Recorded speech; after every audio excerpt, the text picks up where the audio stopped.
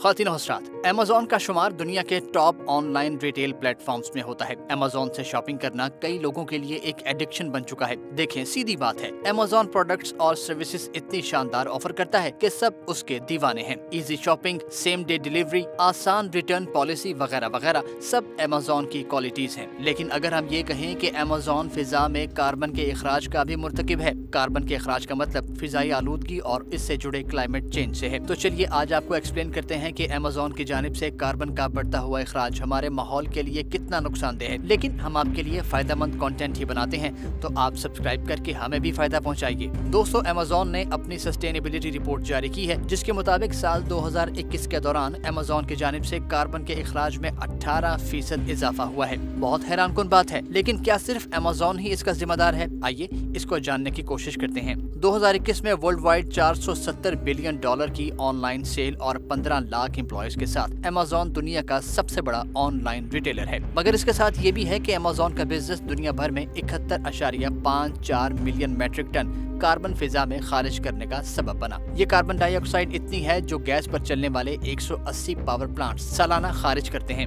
या फिर यूं कह लीजिए कि 1.5 करोड़ गाड़ियां साल भर के दौरान फिजा में खारिज करती हैं। दोस्तों, 2021 मुसलसल दूसरा साल था जिसमें अमेज़न की तरफ से फिजाई आलूदगी में डबल डिजिट इजाफा हुआ। गुज़श्ता 2 वर्षों में होने वाली तब्दीलियों पर नजर डालें तो सूरत हाल और भी तशवीशनाक है। 2019 के मुकाबले 2021 के दौरान फिजा में कार्बन डाइऑक्साइड का अखराज 40% तक बढ़ा है। ऑनलाइन शॉपिंग जायंट अमेज़न माहौल को आलूदा करने वाले इक़दामात की वजह से तनकीद की ज़द में भी आया। लेकिन हैरानकुन ये है कि अमेज़न ने रज़ाकाराना तौर पर कार्बन फुटप्रिंट्स का डाटा जारी किया, क्योंकि कंपनी को अपने इमेज की बहुत फिक्र है। दोस्तों, सस्टेनेबिलिटी रिपोर्ट पहली बार 2019 में जारी की गई। अमेज़न की तरफ से कार्बन फुटप्रिंट जारी करना इस बात का सबूत है कि कंपनी क्लाइमेट चेंज से निपटने के लिए वाकई संजीदा है। अमेज़न के CEO जेफ बेज़ोस, जो कि दुनिया के तीसरे अमीर तरीन शख्स हैं, वो इस अज़्म का इजहार कर चुके हैं कि अमेज़न साल 2040 तक मुकम्मल तौर पर रिन्यूएबल एनर्जी की तरफ चला जाएगा, जिसके लिए उन्होंने 1 लाख इलेक्ट्रिक डिलीवरी वैन का ऑर्डर भी कर दिया है। फिर जेफ बेज़ोस माहौल दोस्त प्रोजेक्ट्स में भी मदद करते हैं। उनकी तरफ से अर्थ फंड भी शुरू किया गया है, जिसमें इस दहाई के दौरान माहौलियाती आलूदगी से निपटने के लिए $10 अरब